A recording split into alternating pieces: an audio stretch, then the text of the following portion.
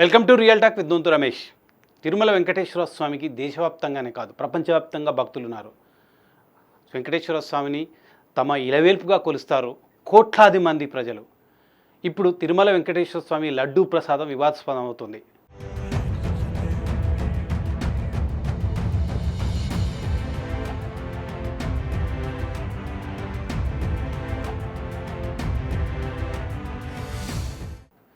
లడ్డూ ప్రసాదంలో జంతు అవశేషాలున్న పదార్థాలు ఉన్నాయని ల్యాబ్ రిపోర్ట్లో తేలిందని ఇప్పుడు తాజాగా వివాదం అవుతుంది.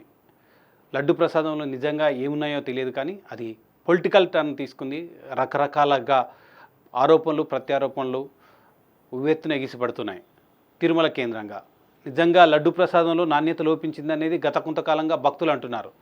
నాణ్యత లోపిస్తే పర్వాలేదు, కానీ అందులో జంతు అవశేష పదార్థాలు ఉన్నాయని ఒక ల్యాబ్ రిపోర్ట్లో తేలిందని తాజాగా ఏకంగా తిరుమల తిరుపతి ఈవోనే బయటపెట్టాడు. ఈ నేపథ్యంలోనే ఒకవైపు ముఖ్యమంత్రి చంద్రబాబు నాయుడు, ఇంకొక వైపు మాజీ ముఖ్యమంత్రి జగన్ దీని మీద పరస్పర ఆరోపణలు కూడా చేసుకుంటున్న సందర్భం చూస్తున్నాం. అసలు నిజానికి లడ్డూ ప్రసాదంలో జంతు అవశేష పదార్థాలు ఉన్నాయని ఏ విధంగా నిర్ధారించాలి? ఒక్క ల్యాబ్ రిపోర్ట్ మూలంగా అందులో జంతు అవశేష పదార్థాలు ఉన్నాయని మనం నిర్ధారించగలమా అంటే నిపుణులు ఏం చెప్తున్నారు? నిజానికి లడ్డూ ప్రసాదం ఆవు నెయ్యితో చేస్తారు. దానికి సంబంధించి ఆవు నెయ్యిలోని నాణ్యత లోపిస్తే కూడా ఒక రకమైన అవశేషాలు ఉన్నాయని కూడా బయటపడతాయని చెప్తున్నారు. వైసీపీ ప్రభుత్వం 5 ఏళ్ల కాలంలో దాదాపు అంటే రోజుకు 3,20,000 లడ్లు తిరుమల తిరుపతి దేవస్థానంలో తయారు చేస్తారు. అంటే 5 సంవత్సరాల కాలంలో 35 కోట్లకు పైగా లడ్లు చాలామంది ప్రజలు తిన్నారు, ప్రసాదం తీసుకున్నారు. వాళ్ళందరిలో ఇప్పుడు అనుమానం, నిజానికి మేము తీసుకున్న లడ్డులో కూడా జంతు అవశేషాలున్న పదార్థాలు కలిసాయా? వాళ్ళ మనోభావాలు దెబ్బతిన్నాయా? ఎంత బాధపడుతున్నారంటే నిజంగా లడ్డు ప్రసాదంలో ఆ రకంగా ఉంటే తిరుమల తిరుపతి వెంకటేశ్వర స్వామి ప్రసాదం తీసుకున్న ప్రతి ఒక్కరిలో ఒక అనుమాన బీజం అయితే తలెత్తింది. నిజానికి ఇప్పుడు ఏఆర్ సంస్థ ఒక ఆవు నెయ్యిని సరఫరా చేసింది. మే 14 నుంచి మాత్రమే వాళ్ళు ఆవు నెయ్యిని సరఫరా చేస్తున్నారు. దాని ప్రకారం తిరుమల తిరుపతి దేవస్థానంలో లడ్లు తయారు చేస్తున్నారు. సో అంతకుముందు 35 కోట్లకు పైగా లడ్డూలు తిన్న వారిలో ఎవరు కూడా బాధపడాల్సిన అవసరం లేదు. అందులో జంతు అవశేష పదార్థాలు ఉన్న ఏవి కూడా లేవని చెప్తున్నారు. కానీ అసలు ఈ వివాదానికి కారణం ఎందుకు లడ్డూలో ఆవు నెయ్యికి సంబంధించిన వివాదం మొదలైందంటే ఏఆర్ సంస్థ ఎప్పుడు కూడా తిరుమల తిరుపతి దేవస్థానానికి నెయ్యి సరఫరా చేయలేదు. కానీ వైసీపీ ప్రభుత్వం వచ్చిన తర్వాత టెండర్లు పిలిచారు. టెండర్లు పిలిచిన నేపథ్యంలో ఏఆర్ సంస్థ కూడా పాల్గొంది. ప్రతి 3 నెలలు లేదా 6 నెలలకు ఒకసారి ఈ ఆవు నెయ్యికి సంబంధించిన టెండర్లు పిలుస్తారు. ఆ టెండర్లో పార్టిసిపేట్ చేస్తారు. ప్రధానంగా టెండర్లకు సంబంధించి ఇంజనీరింగ్ వర్క్లో టెండర్లు ఏదైనా జరిగితే కాంట్రాక్టర్లకు లాభం కొద్దిగా తగ్గినా పర్వాలేదు, కానీ ఇంజనీరింగ్లో పెద్ద నష్టం జరగదు. కానీ ముడి పదార్థాలు తయారు చేసే వ్యవహారాల్లో కనుక ధర తగ్గితే నాణ్యత తగ్గుతుంది. నాణ్యత తగ్గడంతో పాటు రకరకాలుగా ఇలాంటి ఆరోపణలు వస్తాయి. అందుకే చెప్తున్నారు చాలామంది నిపుణులు, ఇంజనీరింగ్ వ్యవహారాల్లో టెండర్ కాల్ చేసినప్పుడు 50% ఉన్న లాభాలని 30% తగ్గించుకొని 20% పైగా లాభంతో చేసే వర్క్ ఇంజనీరింగ్ వర్క్లో ఎటువంటి ప్రమాదం జరగదు. కానీ ముడి పదార్థాలు అంటే ఆవు నెయ్యి లాంటి ముడి పదార్థాలు సరఫరా చేసే కాంట్రాక్టర్ కనుక ధర తగ్గితే మార్కెట్ రేట్ కన్నా తక్కువకు కోట్ చేసి ఆ టెండర్ కనుక పొందితే ఖచ్చితంగా అది ఈ రకమైన అపోహలకు దారితీస్తుంది. ధర తగ్గినప్పుడు క్రమంగా నాణ్యత లోపిస్తుంది. నాణ్యత లోపించినప్పుడు అతను సరఫరా చేసే పదార్థాలకు సంబంధించి వివిధ రకాల పదార్థాలను వాడి ఆ మార్కెట్ ధర కన్నా తక్కువగా సరఫరా చేసే అవకాశం ఉంది. ఇక్కడే ఏఆర్ సంస్థ మీద ఆరోపణలు వస్తున్నాయి. అప్పటి వరకు ఉన్న మార్కెట్ రేట్ కన్నా చాలా తక్కువగా ధరకు కోట్ చేశారు. దానివల్లనే ఇటువంటి అనుమానాలు అపోహలు వస్తాయి. అనుమానాస్పదంగా కనిపించాయి అని ల్యాబ్ రిపోర్ట్లో వ్యక్తమైన అభిప్రాయాన్ని 5 నుంచి 10 సార్లు కూడా వెరిఫై చేసుకోవాలి. ఒక మనిషికి క్యాన్సర్ వచ్చిందంటే వెంటనే క్యాన్సర్ వచ్చిందని భావించరు. దానికి సంబంధించి రకరకాలుగా మరొకసారి టెస్టులు చేయిస్తారు. దానికి సంబంధించి 2-3 డాక్టర్లను కలుస్తారు.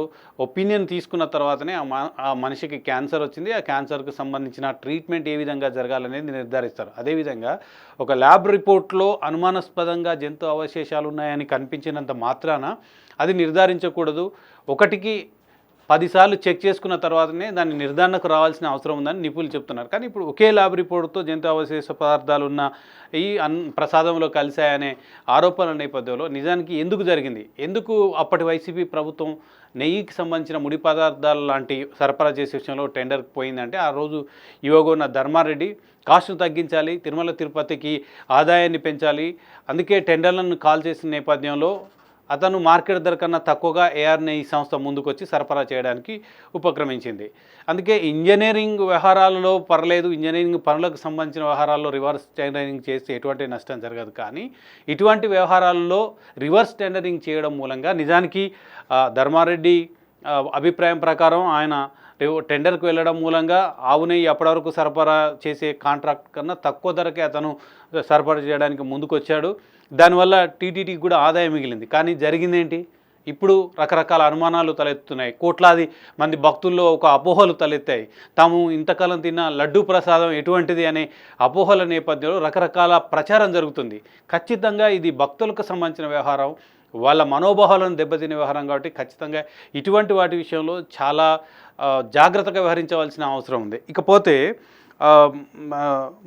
ఇంతకుముందు చెప్పినట్టు ల్యాబ్ రిపోర్టుకు సంబంధించి ల్యాబ్ రిపోర్టు ఒకటికి 10 సార్లు చెక్ చేసుకోవాలని చెప్తున్నారు. 10 సార్లు చెక్ చేసుకున్నప్పుడు మాత్రమే అది ఖచ్చితంగా నిర్ధారణ అవుతుంది. నిజానికి ఇప్పుడు ఒక్క ల్యాబ్ రిపోర్ట్ మూలంగా అందులో జంతు అవశేష పదార్థాలు ఉన్నట్లుగా మనం నిర్ధారించకూడదు. ఒకవేళ కొన్ని ఆవులు, ఒక సమూహం సంబంధించిన ఆవులు ఆ రోజు మాంసకృత్తులున్న ఫుడ్ తిన్నప్పుడు కూడా దానికి సంబంధించిన వ్యవహారాల్లో ఆ నెయ్యి తీసినప్పుడు అందులో ఆ గీలో కూడా మాంసకృత్తులు ఉన్నట్టు లేదా జంతు అవశేష పదార్థాలు ఉన్నట్టు కూడా వస్తుంది. అందువల్లనే అటువంటి రిపోర్ట్ కూడా రావచ్చు అని చెప్తున్నారు. అప్పుడు దాన్ని క్రాస్ చెక్ చేసుకోవాలి, మరొకసారి టెస్ట్ చేయాలి, మరొక ల్యాబ్కి పంపించాల్సిన అవసరం ఉంది.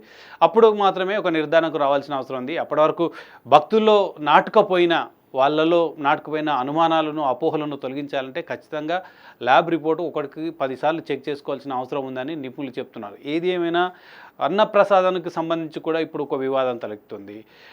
టీటీడీలో చాలామందికి అన్నప్రసాదం కూడా పెడతారు, గతంలో కూడా పెట్టారు, క్వాలిటీ ఉండేది, ఇప్పుడు క్వాలిటీ తగ్గిందని చెప్తున్నారు. ఇప్పుడు ఎక్కడైతే లడ్డూ ప్రసాదం దగ్గర ఎటువంటి రివర్స్ టెండరింగ్ చేశారో అన్నప్రసాదం విషయంలో కూడా టీటీడీ అప్పటి ప్రభుత్వం, అప్పుడు ఉన్న అధికారులు కూడా అదే తప్పు చేశారని చెప్తున్నారు. ఎందుకంటే ఖచ్చితంగా అన్నప్రసాదానికి సంబంధించి ఒక రైస్ మిల్లర్ నుంచి వాళ్ళకు ఒక కిలోకు ఉదాహరణకు 50 రూపాయలు లాభం చేకూరితే అది 10 రూపాయలకు తగ్గించుకొని స్వామివారికి మీరు సరఫరా చేయమని చెప్పారు. ఆ రకంగా చేస్తున్న నేపథ్యంలో ఎటువంటి క్వాలిటీ తగ్గలేదు. అంటే లాభాలు పూర్తిగా నివారించకుండా కొంత లాభం తీసుకొని స్వామివారికి ప్రసాదం కోసం రైస్ సప్లై చేయాలని చెప్పారు. కానీ ఇది కూడా టెండర్ పెట్టడం మూలంగా ఖచ్చితంగా ఆ టెండర్ తక్కువ ధరకు ఇస్తామని చెప్పారు, క్వాలిటీ తగ్గించారు. దీంతోనే అన్నప్రసాదం క్వాలిటీ తగ్గిందని ఇప్పుడు చాలామంది భక్తులు చెప్తున్నారు. సో రివర్స్ టెండరింగ్ ఇటువంటి వ్యవహారాల్లో చేయకూడదు. భక్తుల మనోభావాలతో ముడిపడిన అన్నప్రసాదం కానీ, లడ్డు ప్రసాదం లాంటి వ్యవహారాల్లో కానీ ఎంత జాగ్రత్తగా ఉండాలో ఇప్పుడు తిరుమల తిరుపతి కేంద్రంగా నడుస్తున్న వివాదం మనకు గుర్తు చేస్తుంది.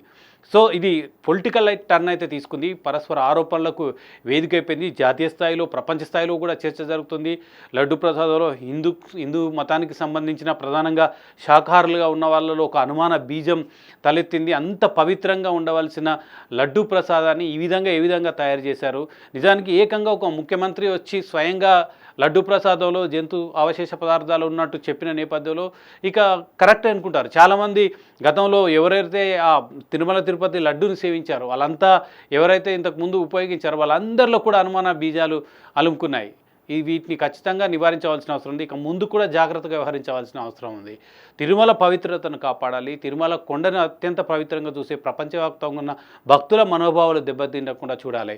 ఇప్పుడు కేవలం మే 14 నుంచి ఏఆర్ సంస్థ పంపిణీ చేసిన, సరఫరా చేసిన ఆవు నెయ్యిలోనే ఇటువంటి పదార్థాలు ఉన్నట్టు ప్రస్తుతం వచ్చిన ఒక్క రిపోర్ట్లోనే తేలింది. ఆ రిపోర్ట్ను క్రాస్ చెక్ చేసుకున్న తర్వాత మాత్రమే మనకు నిర్ధారణ అవుతుంది. అంతకుముందు 5 ఏళ్ల కాలంలో ఏఆర్ సంస్థ ఎప్పుడు కూడా ఆవు నెయ్యిని టీటీడీకి సరఫరా చేయలేదు. అంటే 35 కోట్ల లడ్డూలకు సంబంధించి ఎటువంటి వివాదం లేదు.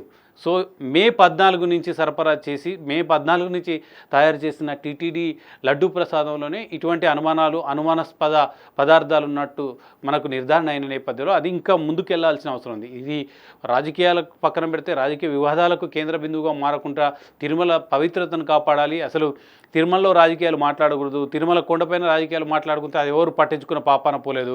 ఏ రాజకీయ నాయకుడు పోతారో ఆ రాజకీయ నాయకుడు ఆ పార్టీని లేదా ఆ పార్టీ నేతలను భుజాన వేసుకొని మాట్లాడడం, ఆ తర్వాత ప్రతి విమర్శలు చేయడం వేదిక పైన జరుగుతున్నది. ఎన్నిసార్లు కంట్రోల్ చేయడానికి ప్రయత్నం చేసినా అది అక్కడ జరగడం లేదు. కానీ ఇప్పుడు ఏకంగా తిరుమల కొండ, తిరుమల లడ్డు ప్రసాదం, అన్న ప్రసాదానికి సంబంధించిన వ్యవహారం ఇప్పుడు చాలా చర్చనీయాంశంగా మారిన నేపథ్యంలో ఇది ఇంకా ఎటు టర్న్ తీసుకోబోతుంది, భక్తుల మనోభావాలతో ముడిపడి ఉన్న ఈ వ్యవహారాన్ని ఏ విధంగా ముగింపు చేస్తారనేది చూడాలి. Thank you.